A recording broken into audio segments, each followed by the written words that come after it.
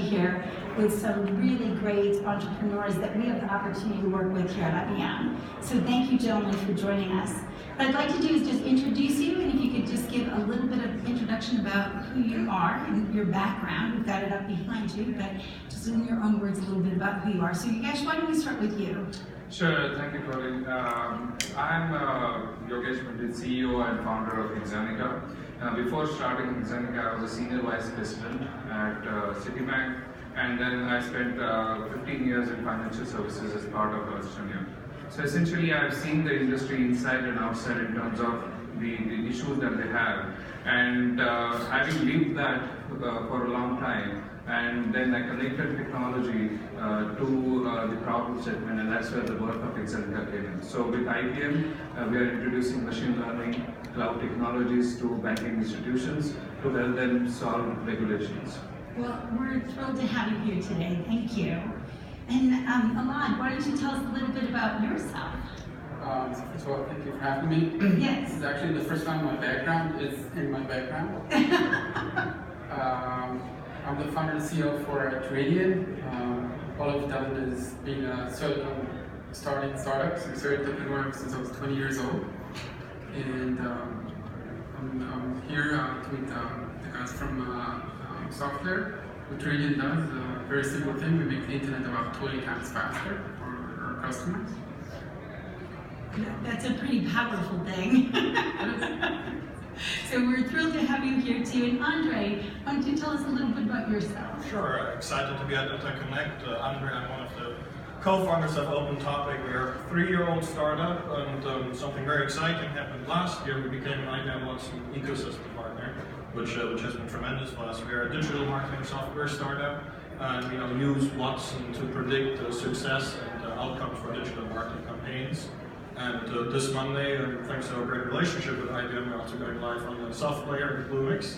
So we're really getting into bed with IBM full time, and very excited about InterConnect, a great conversation. Oh, that's great. Well, we're delighted to have you here, and there's so much that people want to know. Every time I tell people I'm the director of entrepreneurship here for IBM, they say, well, what do they think about, and why would they be working with IBM, and how do they get started? So, Alon, you have a lot of experience being a serial entrepreneur for the last 20 years. How do you think of these ideas and put them into saying, this one will be the business, the next business I run? So I think that the best thing that I do is things that I need. So if I feel a need for something, I usually start by doing something because I just need this. I need, my handwriting is really, really bad, so I had to find a way to be able to write something. So I designed a special OCR technology for me.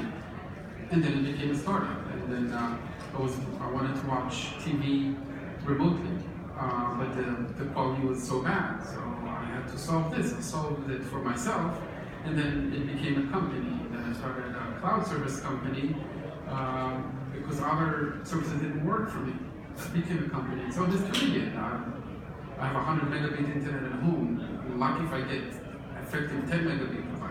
It's the only product that you pay the 100% and you only get 10% of it, and you still feel like you're happy. Like, I have to solve this for myself. And it became a business, because other people maybe also need this. Whenever I try to do something not just to solve my own problem, but to solve somebody else's problem, it felt miserable. Wow. So it's all starting with you, your great ideas.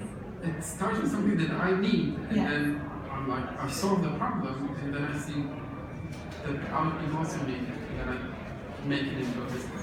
That is fantastic. That's really insightful. And you guys, you're taking it from a slightly different perspective with your years of experience and the passion that you have for the financial industry. How did you decide to break into your business today? Yeah, so that's right. Although my proposition is a little bit different, but story is similar to his. In terms of when I was working in Citibank inside, and that was my problem. There were sleepless nights. Those were sleepless nights of the CFO of the organization, and that led to, okay, we need to do something. Doing it in the same way as we did for the last 30 years is not going to work. And that was the birth of the problem. Now, obviously, this transformative proposition needs to be taken to the max. And that's where the partnership with IBM is important. Banks don't know how to innovate or how to disrupt. And that is where IBM and Hexanika together have created a platform for banks to think, okay, how do we do next?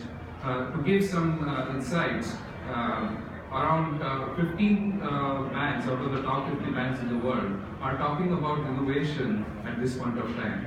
There were none 2 years back. So see, there's already been a movement happening in the financial services that 30% of top banks are openly talking about innovation. I hope that becomes 100%, and that is the objective of IBM and Hexanika, to take it to the banks to help them think through as to how they can innovate using our platforms.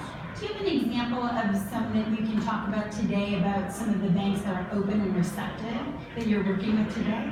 Sure. One of the largest banks in Europe, whom IBM and Hexanika collectively went in, they were initially Europeans being a little bit conservative by themselves, and financial services as an industry is conservative as well. But what we opened out together was, okay, you could use the cloud infrastructure to test or do a few things initially, and then there is a step-by-step approach to go live. So we are starting with the cloud infrastructure first, and then eventually we'll be using machine learning in future as well. So this is how we have helped banks to think through how they can, from legacy thinking, go into the future mode. That's great. And what role does that innovation officer at a bank play today in that decision making? Sure, that's a good question. So because we are in the regulatory space, our buyers are essentially CFOs, Chief Risk Officer, Compliance Officers of the banks. What Innovation Officer does is they enable, or what IBM Innovation Office as well as Hexanika together does is they enable these officers who want to do things differently and are not able to do it because of their traditional model.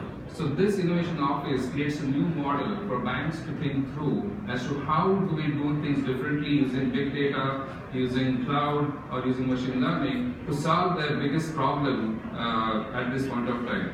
To give another anecdotal example, the client that I was talking about, their compliance budget has gone from 500 million euros a couple of years back to 800 million euros today.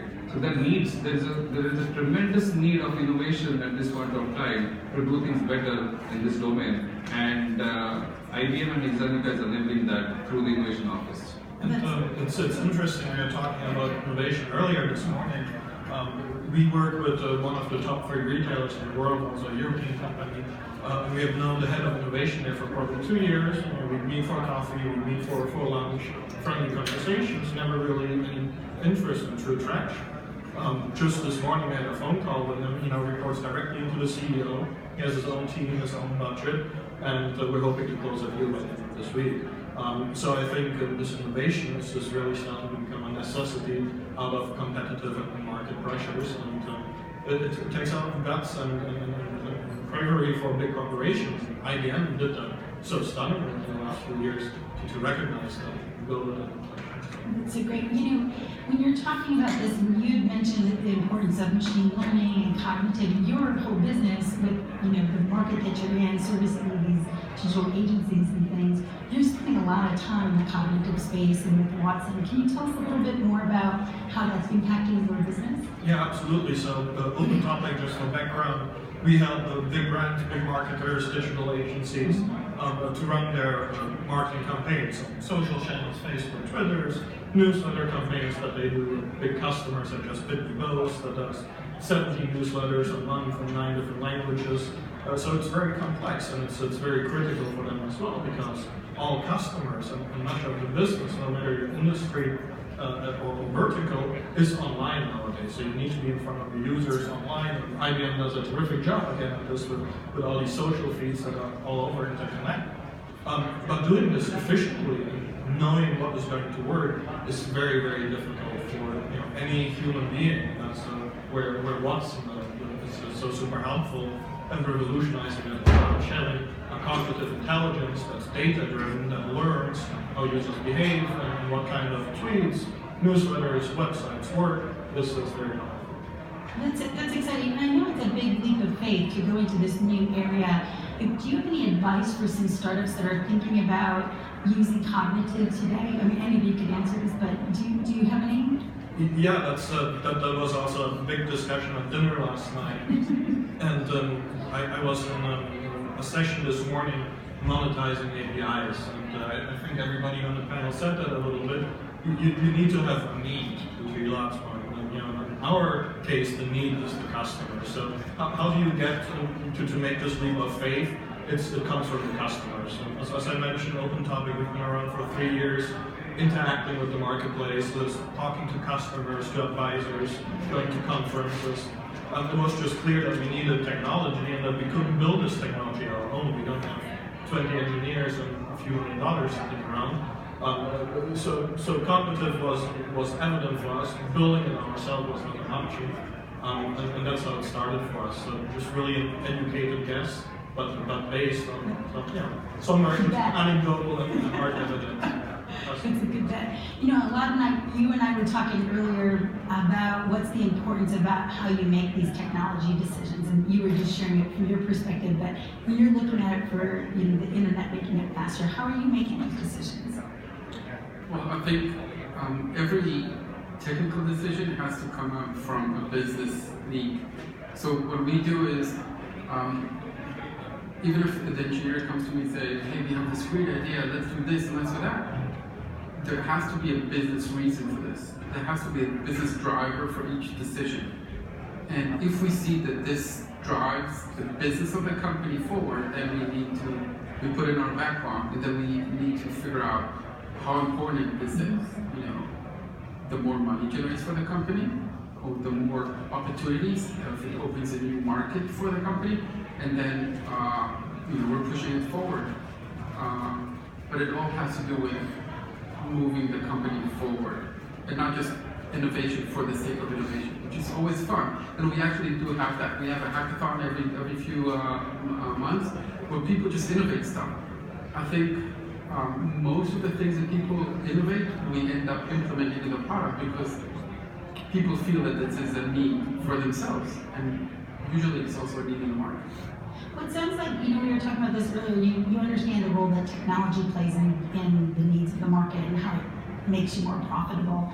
I think location matters too. You recently moved your whole headquarters in the US to California. Can you share a little bit about that decision? Sure. So Teridion started as an Israeli company. It's called Startup Nation, very technology oriented. The engineering is still in Israel. Early on, we knew that we have to have our headquarters moved to the Bay Area. And as soon as possible, we did that. We started by flying back and forth, and then we settled in an office in San Francisco. It's important to be close to the customers. A lot of Israeli companies think, oh, we can do this remotely. It just does not work. Unfortunately, I've done enough startups to know what fails, and I try to avoid those mistakes. The customers need to see the face behind it. Especially in a startup, they need to trust the person in front of them. They need to be very engaged. They need to see your face. They need to shake your hand.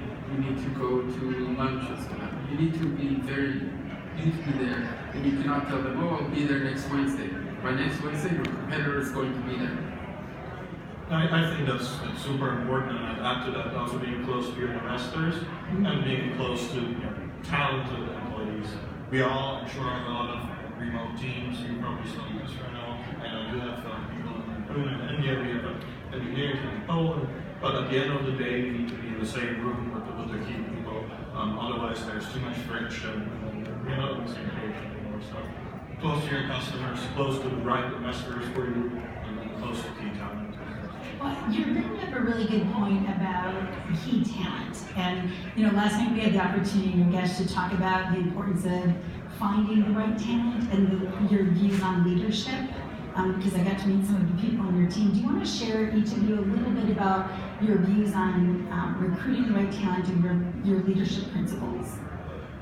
Sure.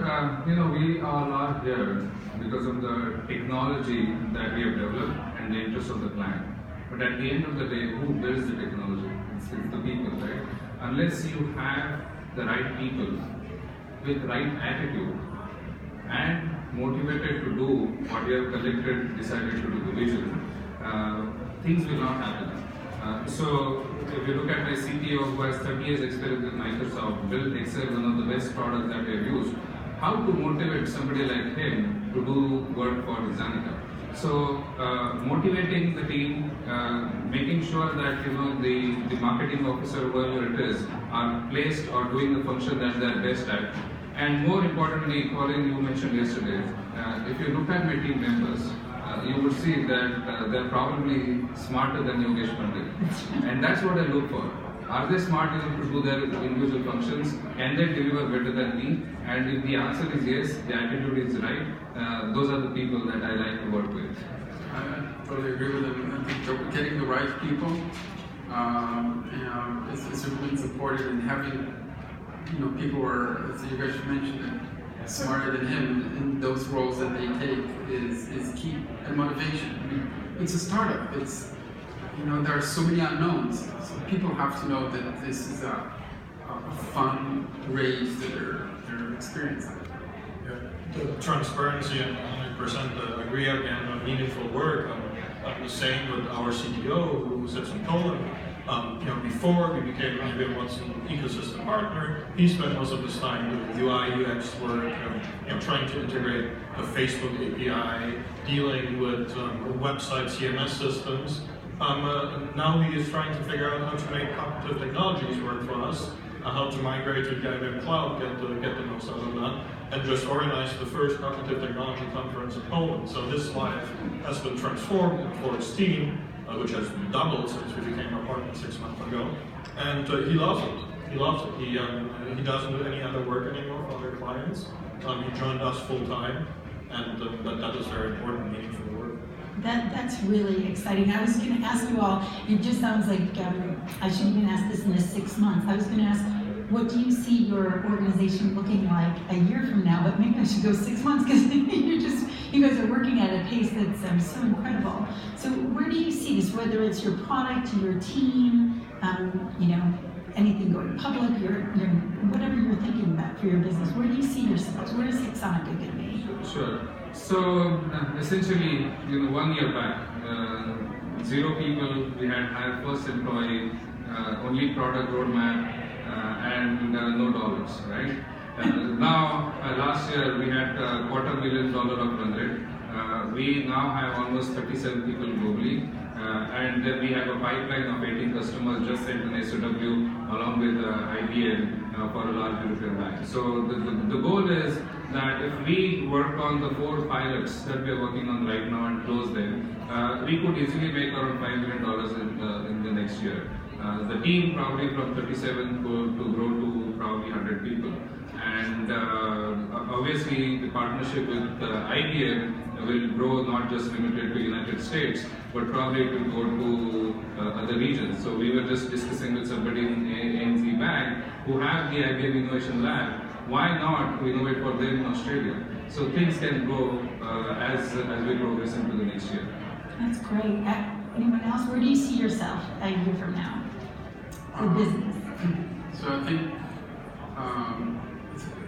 the weird thing about this question is when they asked me this a year ago, and I said, by the end of 2015 we'll have 3 customers, not too big customer, and people will say, let's ignore it, you're not going to have any customers. And by the end of 2015, we have some of the largest file sharing providers in the world running production on our system as paid customers, which I could never imagine. So whatever I mentioned, we're probably going to exceed that next year.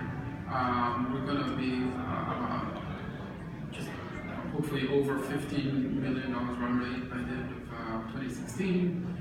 And I'm hoping that we're going to, right now we're at just a little bit over 30 people globally. And hopefully we're not going to be more than 40, 45 people. Try to keep this a small team, aces. Well, that's fantastic. And have fun balloons. That sounds great. And what about Opentopic? Where do you see yourself? Maybe we'll go 6 months since you. 6 months.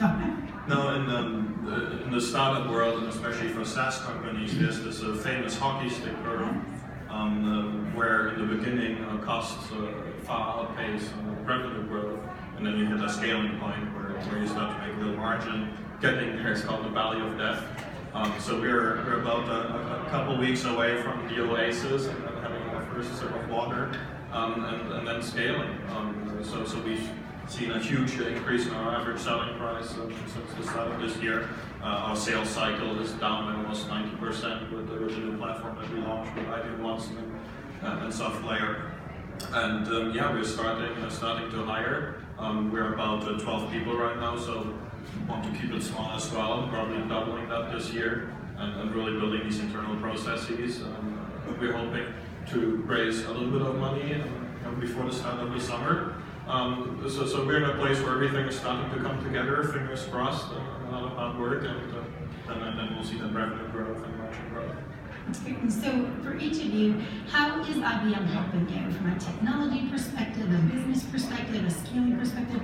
How are we as IBM impacting that growth that you guys want to see a year from now? It's been tremendous, and Sam Bobo, if you're watching, thank you.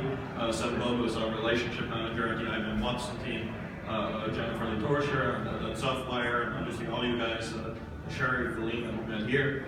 It's been a tremendous support, really a great partnership. Obviously you helped us by taking us on as a partner, which for a small startup, I think Alpha noticed that in the kickoff, why would IBM want to partner with us? But you did want to partner with us. We actually said no 3 times, and you came back on, no, please partner with us. Okay, we'll partner with you. But anything from press releases, tweets, speaking at conferences, and obviously invitation here, we're starting to get a lot of sales support from the Watson and the SoftLayer teams, where they put our Opentopic technology in front of their customers. So it's a very, very close relationship.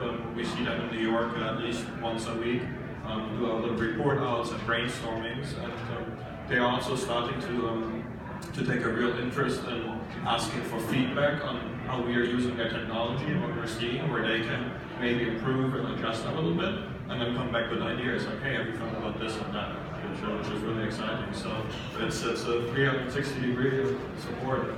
Oh, good. Transformational for Opentopic. Great. And how about from Teridion's perspective? So right now at IBM InterConnect, we're kind of learning what can we leverage IBM for, whether it's relationship or new opportunities. We're in a different place where we mostly use SoftLayer services. We run our special Teridion cloud virtual routers, TCRs, on many cloud providers. Most of them, I would say, at least 80% of them currently run on SoftLayer. So this relationship with SoftLayer, especially when we run that huge amount of servers, we have thousands of servers with SoftLayer. We need to keep this relationship, very, very close, and we work with most of Jonathan from SoftLayer, originally from SoftLayer. We work with him a lot, and building this relationship is like any other things. The better the relationship is, the more business we own. We will grow. The software business will grow. Everybody's happy. That's great. And how about Hexanika? So for us, the starting story was different than that. For us, going with IBM, if I can say, was a no-brainer. If you speak about financial services, I don't think any other cloud provider understands financial services better than IBM. So that was the starting point. But similar to experiences that these people have had, the whole ecosystem that IBM gets onto the table, by the way, if I can say openly, we were on Amazon and then we moved to IBM. And I know the clear difference between the two ecosystems. The support that we got for go-to-market, the support that we get on client engagements, the support that we go when we go together and speak about technology, security, which is very imperative to our clients. There is no better player than IBM at this point of time. That is very clear. Similar to the core technologies, we are on SoftLayer.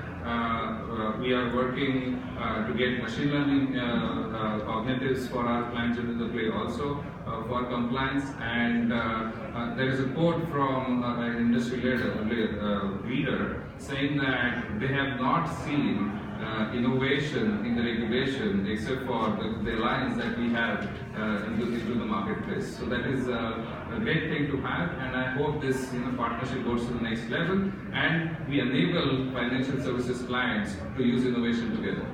Well, we are very committed to helping you all grow in your business and supporting you from a technology perspective, a business perspective, and certainly a scaling perspective. That's really important to us. We're very committed. As the Director of Entrepreneurship here, that's something that I think about all day, every day, is how can we engage more effectively with you to grow your businesses. So I'm glad to hear that we're off to a good start. That's really good. Now, I know a lot of times when I tell people about what I do here at IBM, they always say, well, what's the advice that you would give to a startup? And who better to give that advice than people like you that have been doing this? So share with us a piece of advice that you would give to someone coming into thinking about opening a new business. Right. And I do a lot of startup mentoring. Mm-hmm. The first question that I always get is, can you introduce me to your investors? And I don't understand that question, because I'm not going to introduce you to my investors, and we're all successful, but none of us has a short list of 20 investors that we can just know tomorrow. But it's also the wrong question. Like, the startup success is not defined by funding, and in my opinion, it's defined by paying customers and making those paying customers successful. So before you start building your website, before you start worrying about design and even the best partnership for you, start finding a paying customer and make that paying customer the happiest paying customer in the whole world. And then find the second one, then the third one. Start finding a good co-founder, a good CTO, and a good team is very important. And then take the next step, which involves partnerships such as IBM, but paying customers. That's great. What about? I would say that in addition to that, make sure you introduce what's called the MVP, the minimum viable product. Mm-hmm. Give this to a customer. Let him say, yeah, I love this. This is exactly what I want. And take this to the investors. When we raised money for Teridion, we had a customer who said, please invest in them so I can buy that product. And there's no better way to go. And always make sure that whatever you do drives the business forward and doesn't. And the advice that I usually give people when they ask me is that the first thing you need to do is check your ego at the door. You cannot start a business with your ego. Put it, outside. That's great advice. That's great advice. Yeah. How about you, Yogesh? What advice would you give to others? I'll continue the story. I mean, it's not going to be much different than these guys have.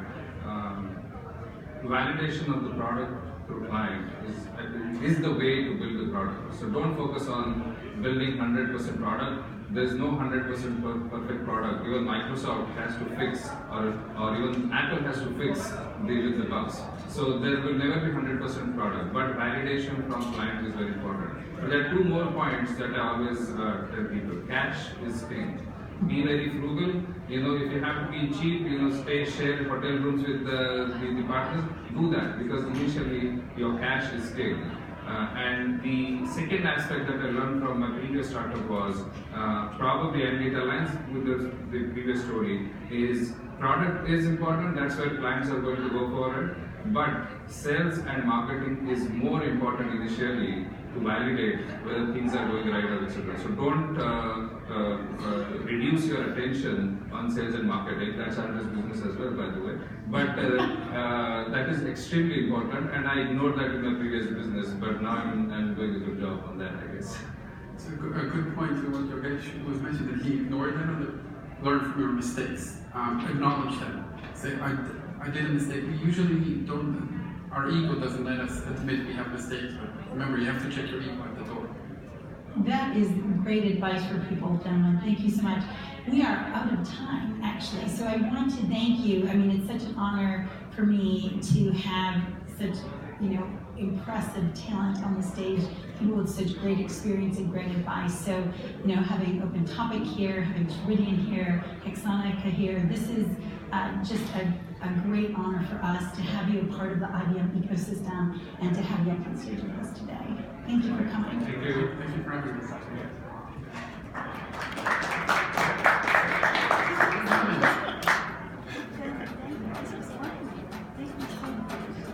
This worldwide to infinity. You know the roof on fire. We gon' bully on the agenda, we're gonna dance like the roof on fire. We gon' drink drinks and take shots until we fall out like the roof on fire. Now we get